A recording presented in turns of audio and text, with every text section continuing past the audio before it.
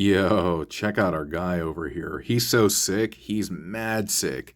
This is Yolopark's AMK series Megatron, and I'm digging him so much. This is the standard version of the Pro version, which I can actually show you right here. And in this video, we're actually going to talk about both of them.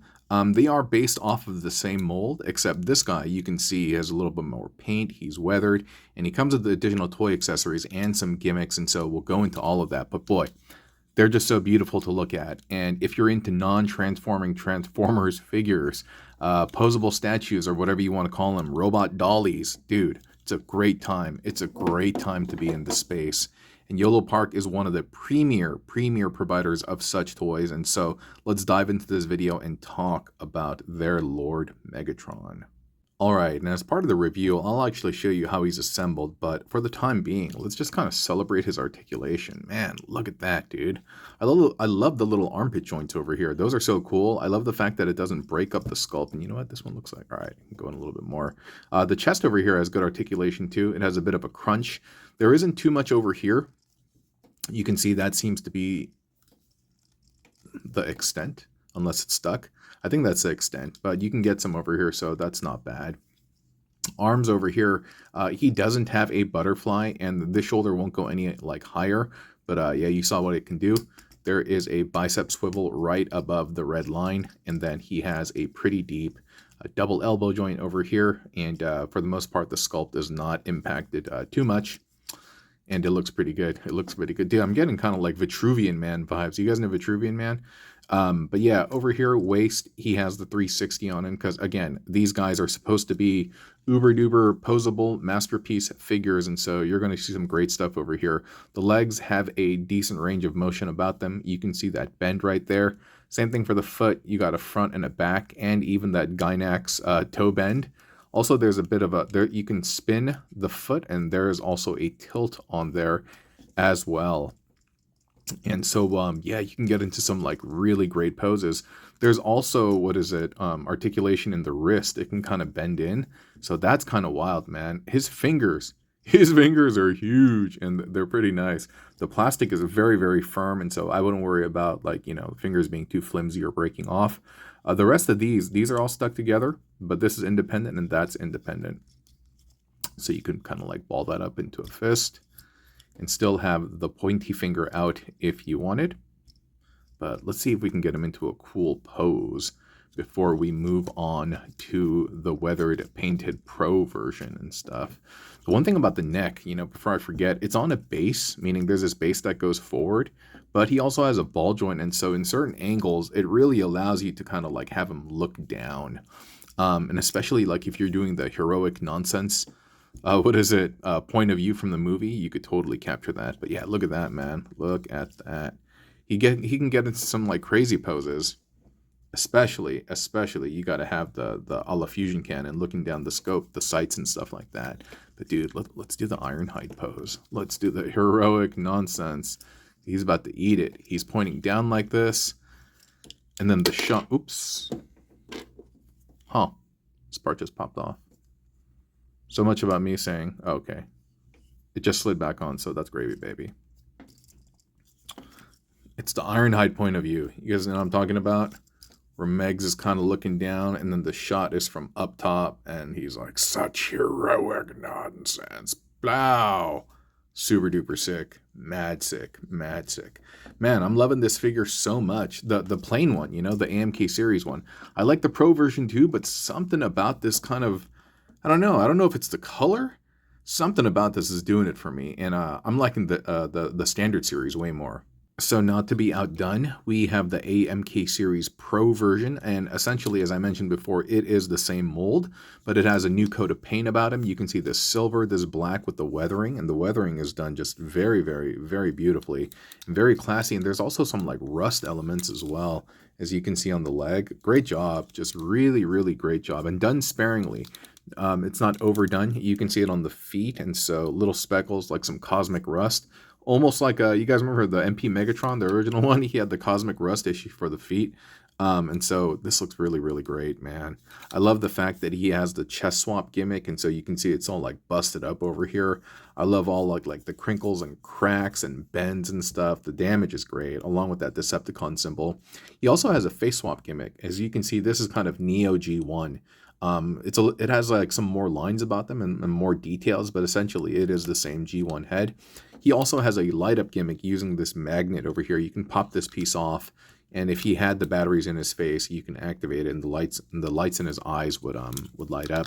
But other than that, though, it is the same mold. It does everything exactly alike, but just it has this nice rich paint about him. And I think I mentioned this already, or if I didn't, yeah, he has metals also sprinkled throughout.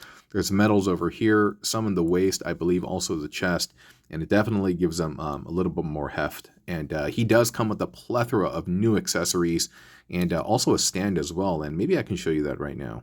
Okay, so in terms of the extra bits, yeah, he got this swappable face over here. That looks wild, man. Eyes are super recessed, and he's fat cheesing, having a good time. And here is the more stoic face. It's different than the other one. This is the standard G1 face. Very similar to the other one, but it doesn't have all these extra lines and details. This is the standard non-damaged chest, and this is just made of metal. Completely made of metal, so that's pretty nice, man. Details are done well, and this is also made of metal, the key to Vector Sigma, I believe. And I don't know why it's packaged with Megs. I forget, dude. My G1 lore is super rusty. But let me show you the rest of the stuff. All right, for the first accessory, he has the Fall Blaster. And when I call it the Fall Blaster, it's because it's that scene, fall, fall, when he's Captain Optimus, right? You guys know what I'm talking about. This is that blaster that Hot Rod gifted him. Yeah, that Hot Rod so lovingly gifted him so that he could take out Optimus. It's done well, but I do wish there was some paint on it, because for some reason I recall this being like, I don't know, purple or blue or something like that. And it doesn't really tab into his hand anywhere because there aren't like tab-in slots. But the fingers are very, very firm, and so you can just kind of like wrap it around that, and it's not going to have any issues. It's not going to fall off or anything like that. So very, very cool first accessory. Oh, by the way, earlier I said there's no butterfly joint. Dude, I was wrong, dude. I don't know if I said that actually. Maybe it was in my head. But he does have a butterfly joint. And so, yeah, my apologies, Lord Megatron. Look at that, man. Look at that nice like, gum-flavored lightsaber. Pretty neat, right? It's supposed to be that blade from the movie where I think he like flies down and he tries to like hit Optimus, and I think Optimus hits him with like the double drop kick from the ground or something. But it's done well, and again, held in his hand very, very firmly. No tab-in slot, but unnecessary. Sculpt is good. Very, very nice. But yeah, this is all like gum flavored. Nonetheless, it looks very, very nice. And he also comes with the old ball and chain, ye old Morning Star, or flail, or I don't know what it's called, mace? I always get confused on what's what. But this, unlike many of the other versions, sometimes this is gummy or sometimes it's made of a metal chain. This is actually on segmented pieces of plastic, so it actually holds the position and the poses extremely well and follows kind of like the flow of physics, if you will. You know what I mean? And so that's awesome, man, and that's awesome. So you just pop off the hand and you just insert this piece, and done beautifully. I actually like the implementation a lot, the way this is done. Plastic on tight hinges and stuff so that you can kind of articulate it to your own desire. Yeah, well done. Well done, my friends.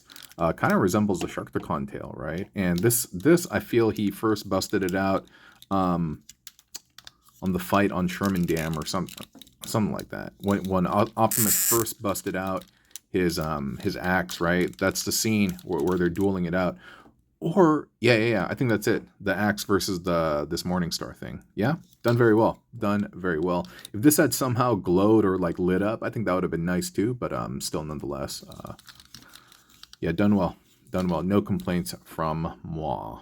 And last but not least, he comes with the stand. As you can see, it has a nice little Decepticon logo over there. There is this base and a neck, arm, and little clampers to hold Megatron or Optimus or anyone else really in place. And so, yeah, pretty nice stand overall. Alrighty, now that we've seen all of that, why don't I show you how he's assembled? So here's how it looks fresh out the box. Individual pieces not combined yet served to you on a black tray. The chest, while it does come to you in a block, is composed of 2 pieces, and you can see the lat crunches on the side. And if you can't tell, we're assembling the AMK series standard version, and so the head doesn't have any of the light up gimmicks, but it connects just the same. And here we have the forearm, and just giving it a quick 360 before we attach the hand.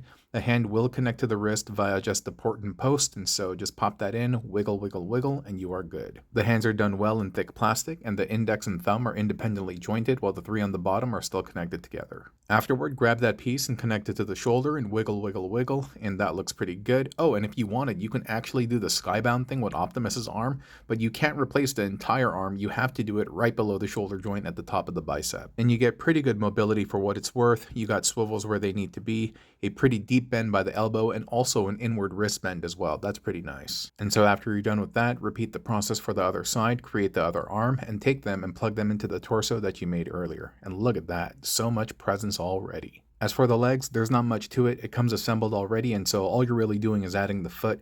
And once you get it in there, give it a couple of spins and pushes and make sure that it's fully inserted. And after that, you can check out all the different ranges of motion. It has a left to right, a swivel swivel, even got the gynax toe, and the knees have a pretty good bend as well. Looking good. After you're done with that, replicate the process for the other side to create the other leg, and then connect them to the hip and wiggle, wiggle, wiggle until they're both inserted. And once you're done, do the opposite of a magician's trick and combine the two halves together. Connect, wiggle, wiggle, wiggle until you're done. Almost forgot the finishing touches. Fusion cannon to the forearm and blaster tip to the back. Alright, and here we have our handsome boy, AMK Series Megatron. And of course, you can't forget about the AMK Series Pro version. They're beautiful standalone figures, but of course they pair well with their AMK Series and Pro brethren, and they really redefine what it is to be an action masterpiece. So that's been the video review for Yolopark's AMK Series and AMK Series Pro Megatron. If you are into non-transforming Transformers action masterpiece figures,